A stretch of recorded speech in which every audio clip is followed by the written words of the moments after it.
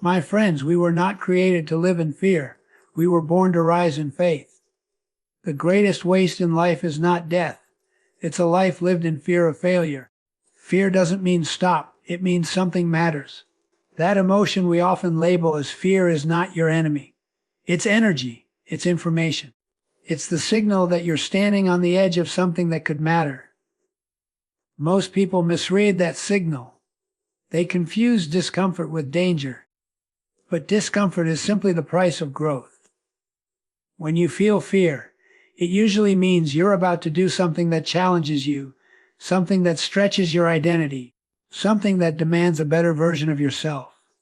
The problem is, too many people treat fear like a red light instead of a green light.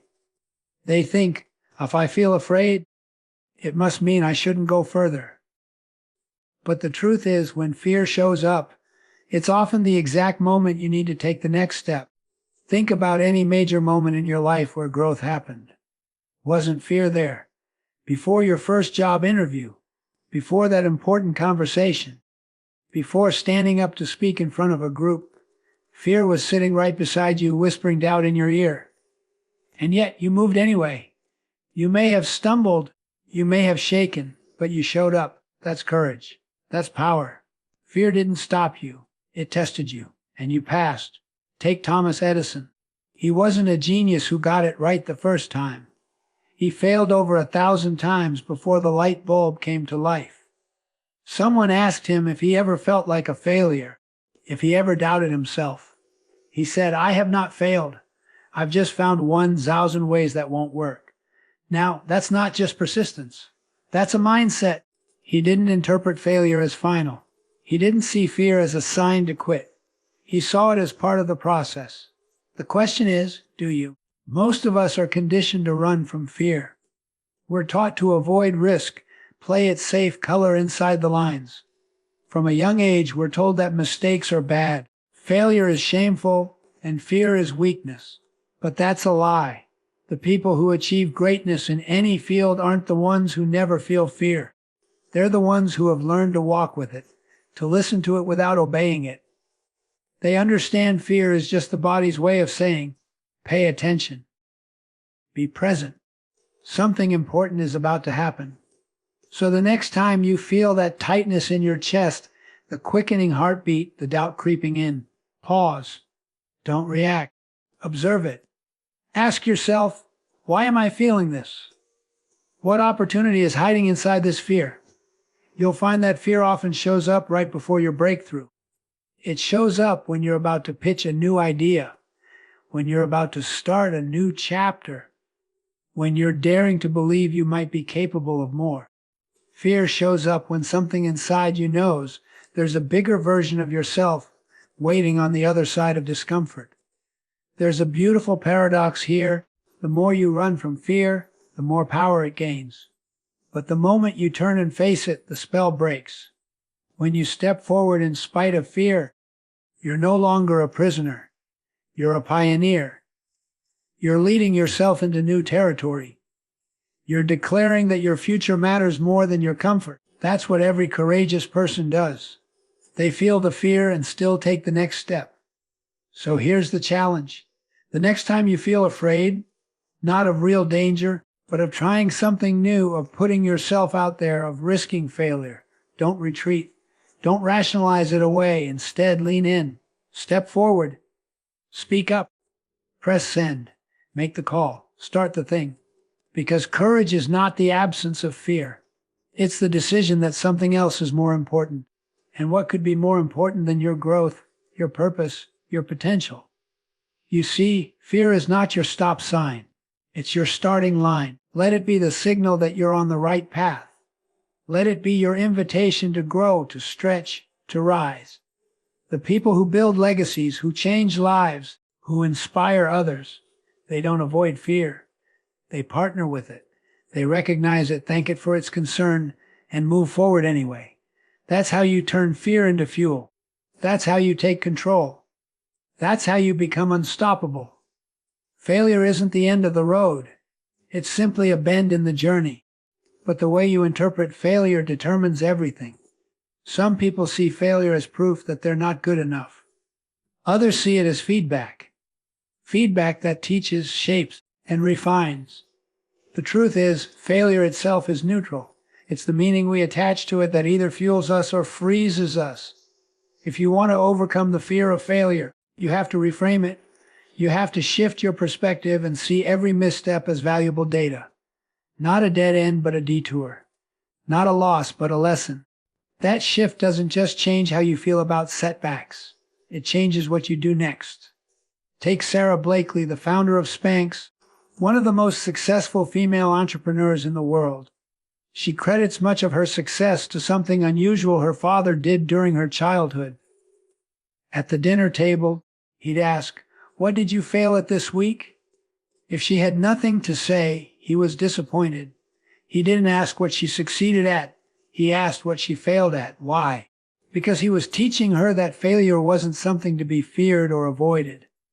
It was something to be pursued. It meant she was trying. It meant she was growing. And that mindset became the foundation of her resilience. Now imagine if every time you fell short, you didn't beat yourself up, but instead got curious. What if your first question after a failure wasn't, "What's wrong with me?" but, "What can I learn from this?" That's how you take your power back. Because failure, when seen correctly, isn't a reflection of your identity. It's a report card from reality. It tells you what worked, what didn't, and what to do next. It's like getting directions from a GPS. You take a wrong turn, and it calmly says, "Recalculating." That's failure as feedback.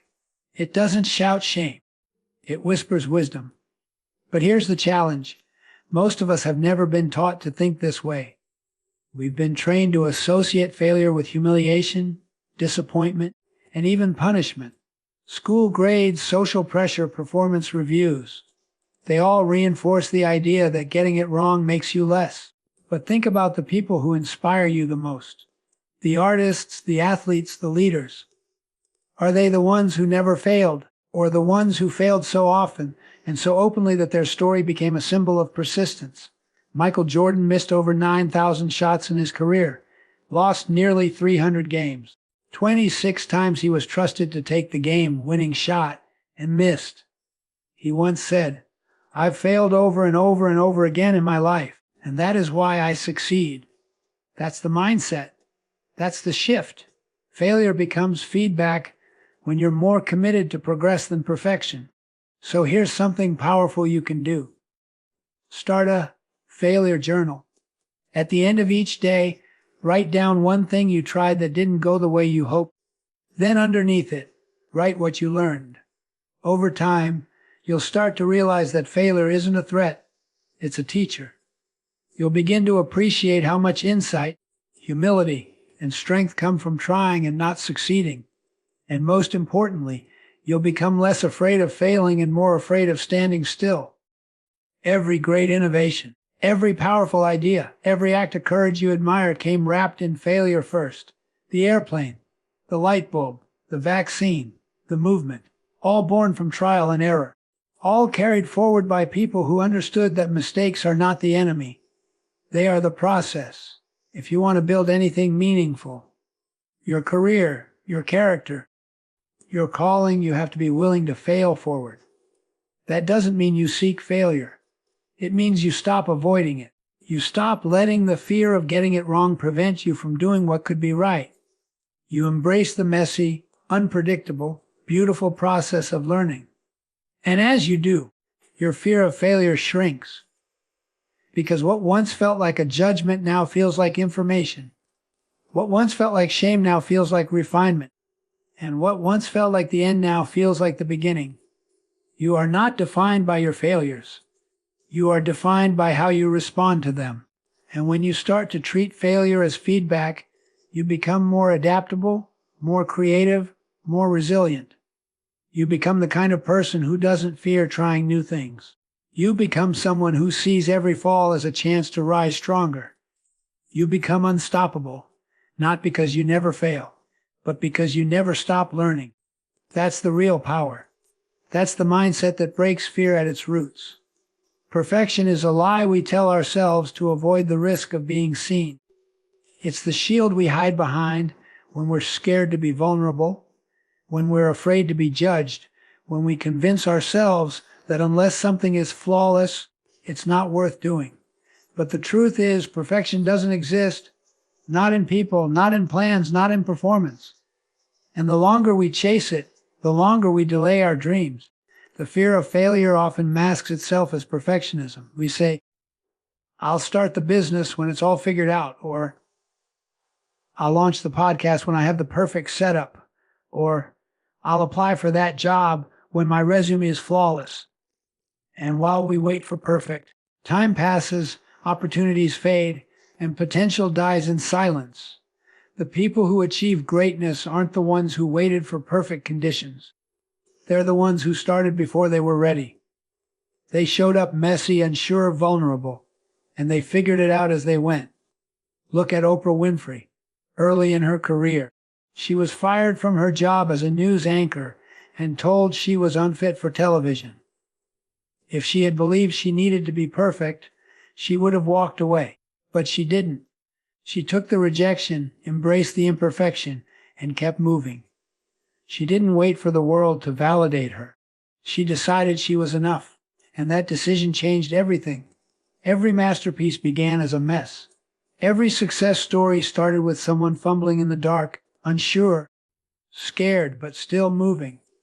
Think about a child learning to speak. They don't wait until they know every word and sentence. They start with gibberish, broken phrases, and mispronounced words. And what do we do as adults? We celebrate it. We cheer them on, knowing that every awkward attempt is part of learning. But somewhere along the way, we stop allowing ourselves the same grace. We start believing that if it's not excellent from day one, we shouldn't even try. That mindset doesn't protect you. It paralyzes you. There is immense freedom in allowing yourself to be imperfect. It means you're real. It means you're in motion. It means you're growing. Perfection is static. It's lifeless. It's the enemy of innovation. If you wait until your art, your voice, your product is flawless, the world may never see it. And not because it wasn't good enough, but because it was never released. People don't connect with perfection. They connect with courage. They connect with authenticity. They connect with someone willing to show up, cracks and all, and say, here I am, doing my best. There's a powerful concept called the 80% rule. If something is 80% ready, start. Launch. Move. Why?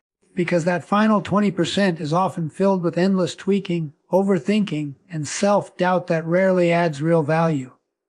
Progress matters more than polish. Execution matters more than perfection.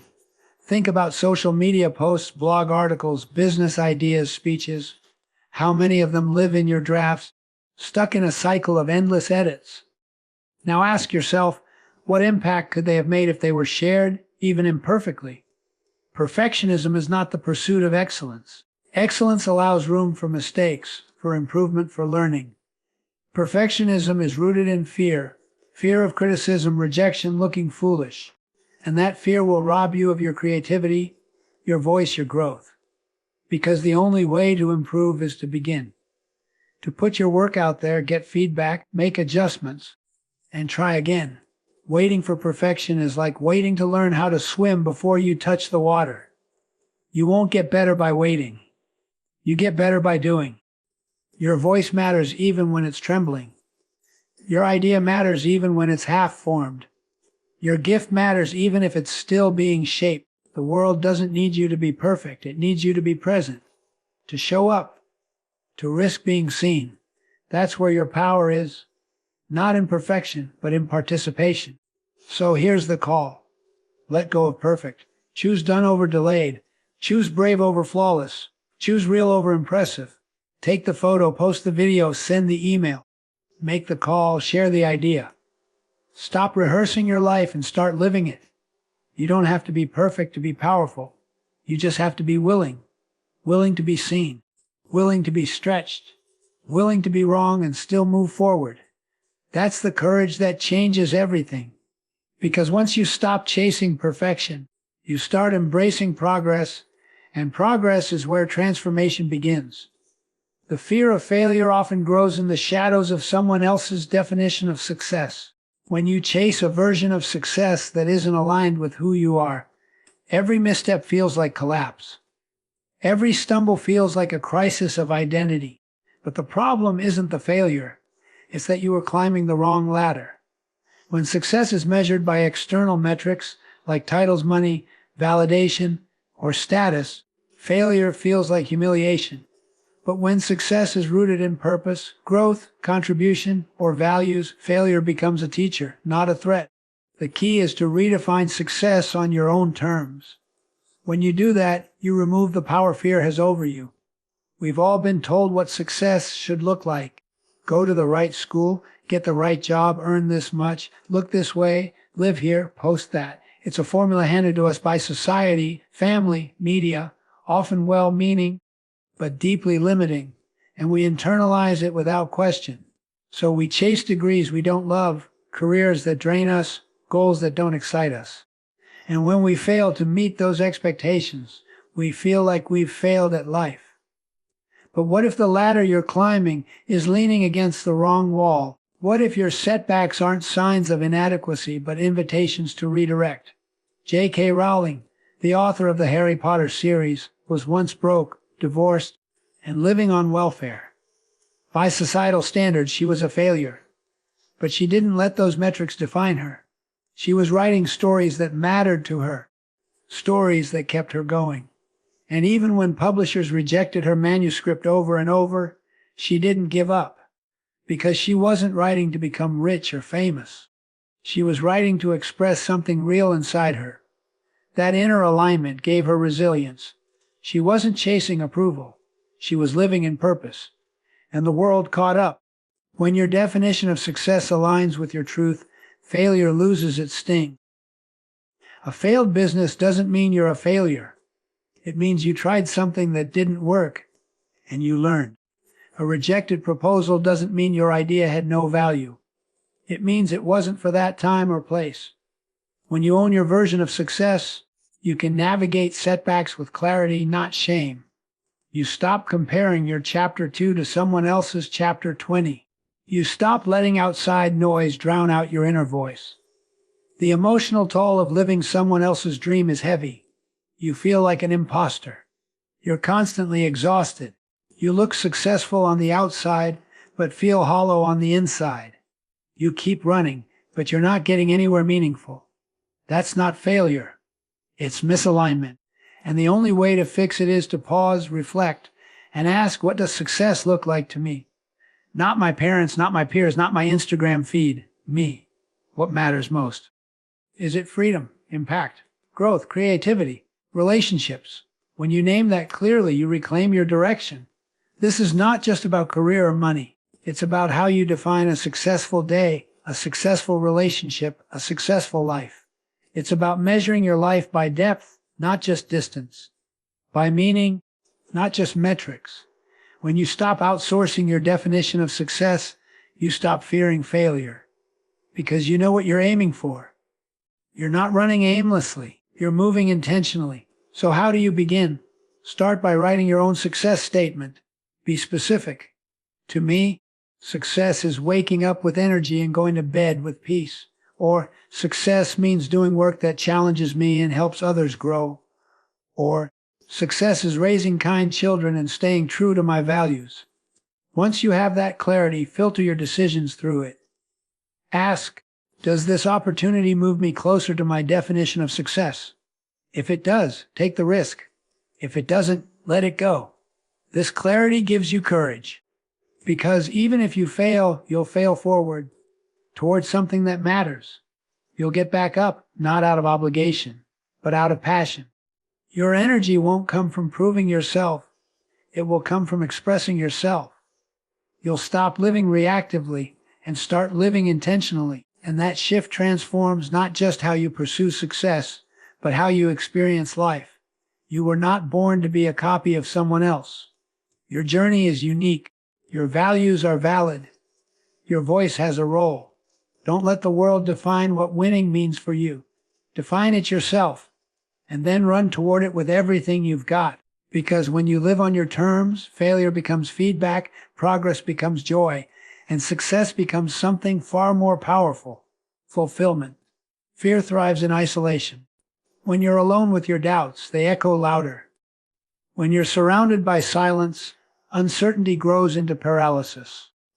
The people you keep close to you can either fuel your courage or feed your fear.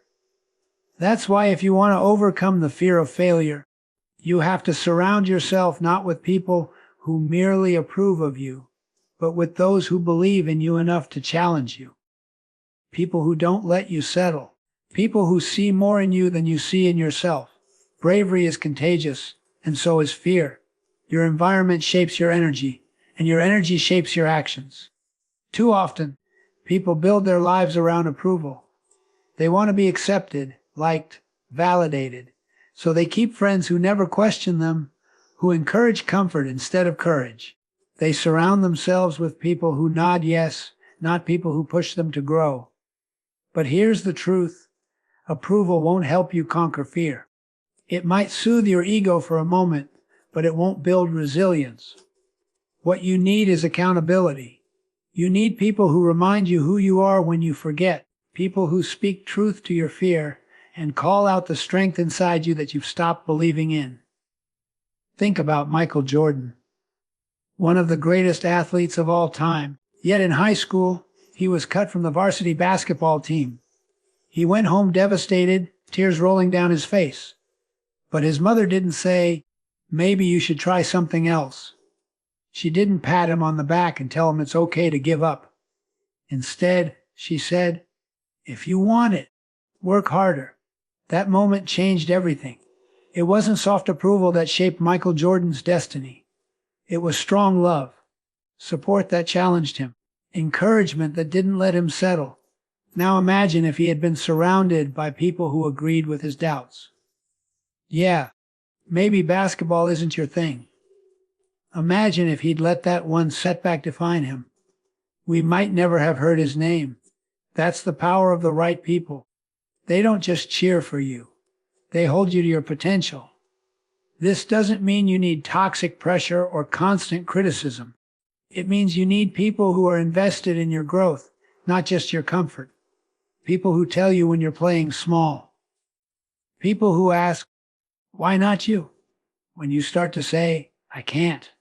People who are chasing their own dreams and invite you to do the same. When you're around that kind of energy, fear loses its grip. Because courage doesn't just rise from within, it grows between people.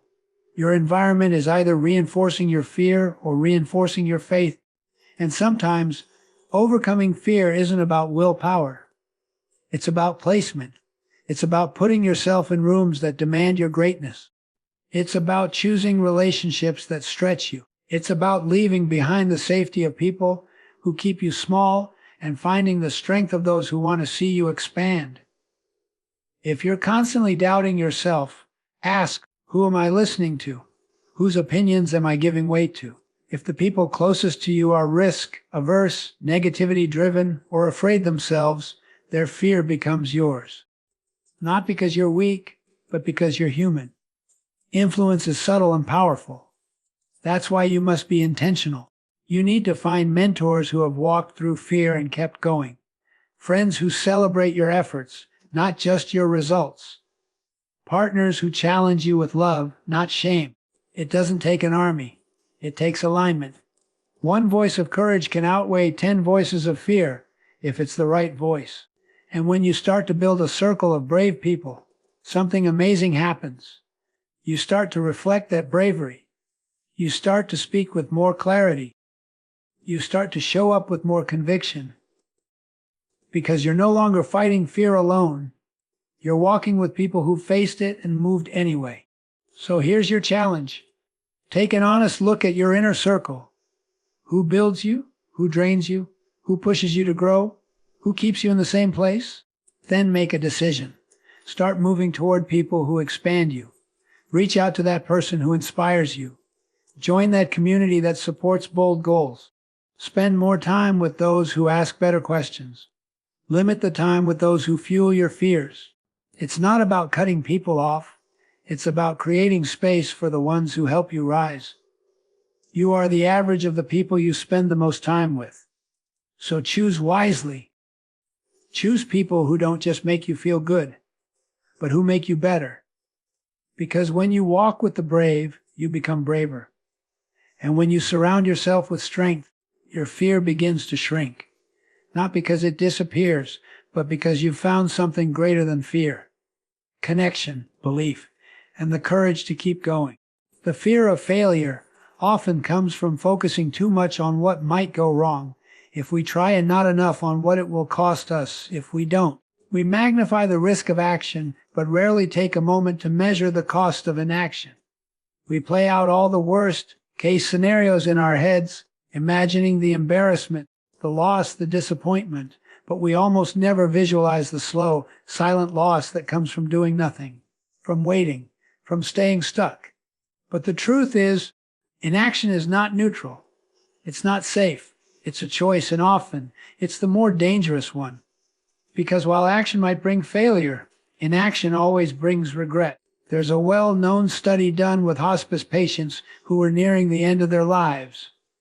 Nurses and caregivers asked them about their greatest regrets.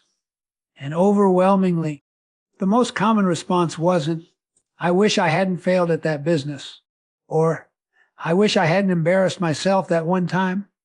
No, it was, "I wish I had lived a life true to myself, not the one others expected of me." It was about the chances they didn't take, the words they didn't say, the dreams they put on a shelf for later, and later never came. That's the weight of inaction. It doesn't sting in the moment, but it aches in hindsight. We fear failure because we focus too much on the momentary discomfort of falling short. But if we zoom out, if we look at the bigger picture, it becomes clear that not trying is a failure in itself. Every time you let fear stop you, you're building a habit. You're training your brain that fear gets to lead. And with each decision to hold back, you shrink a little. Not because you're weak, but because you're reinforcing the message that your dream isn't worth the risk. But it is. Your ideas, your goals, your voice, none of it is random. It exists in you because it's meant to be expressed.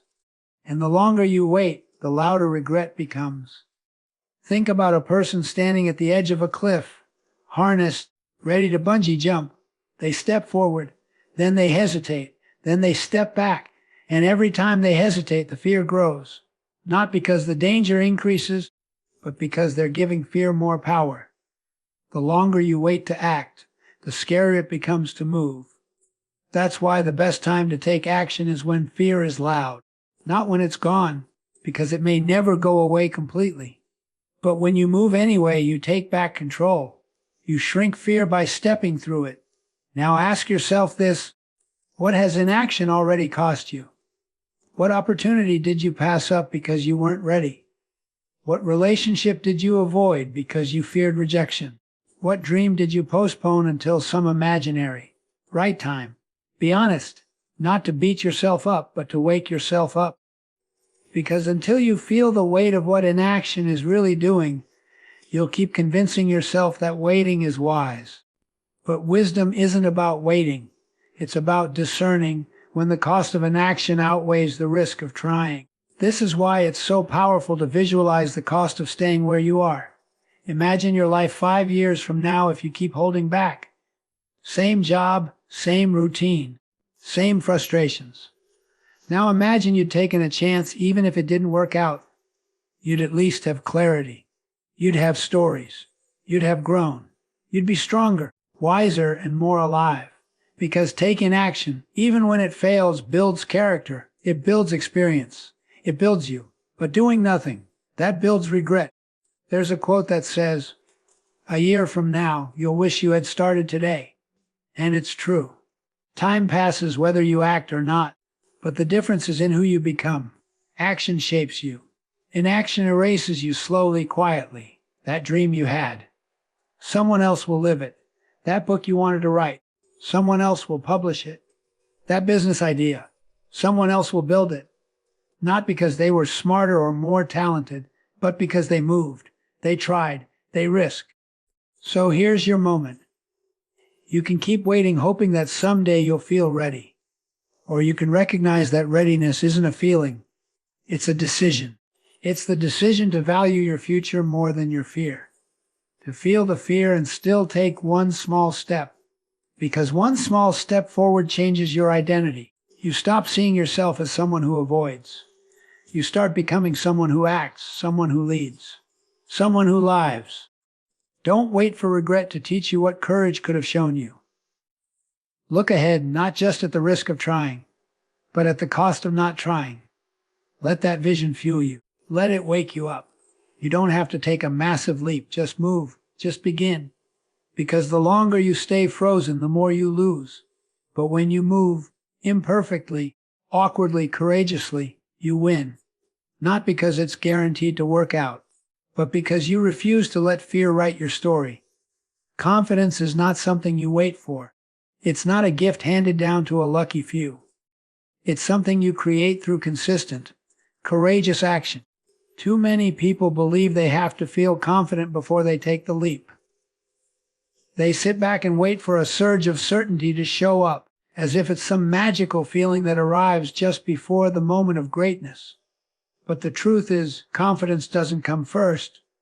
Action does. You act your way into confidence. Every time you take a step despite your fear, you build self-trust. You start to prove to yourself that you can handle discomfort, risk, and challenge.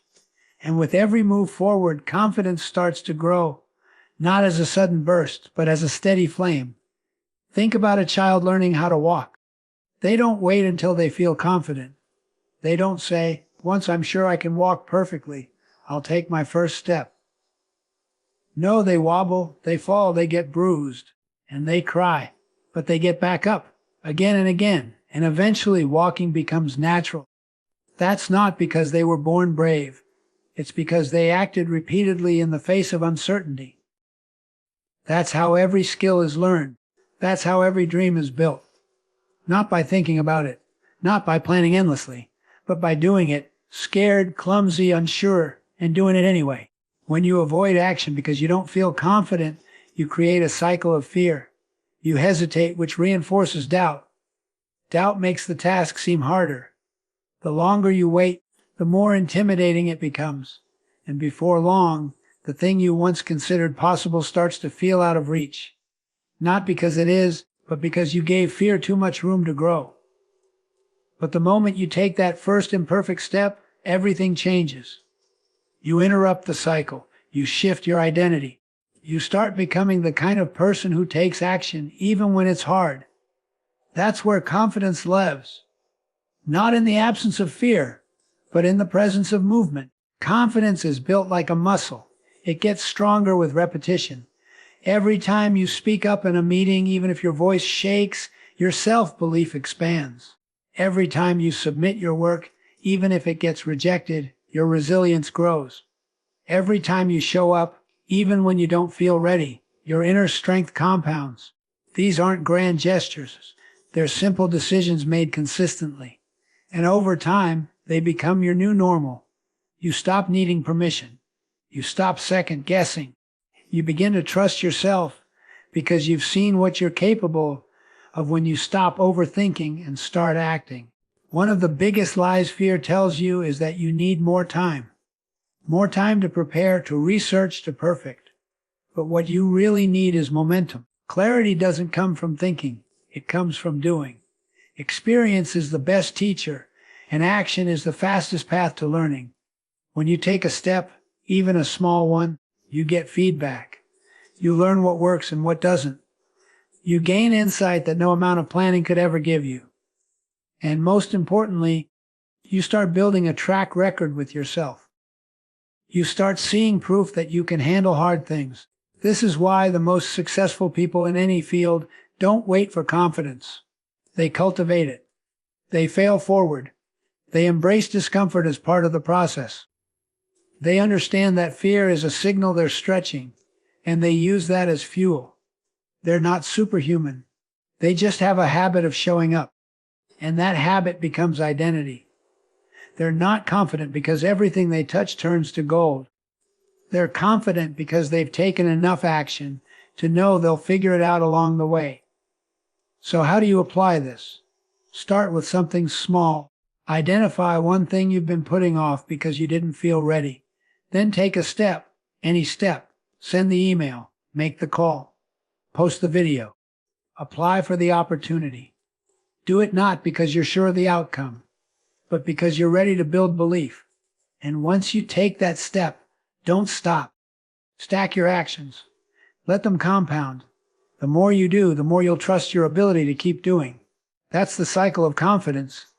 Do, learn, grow, repeat. You don't have to feel brave to be brave. You just have to move. Because courage isn't a feeling, it's a choice. And when you choose to act in the face of fear, over and over, you create a new version of yourself.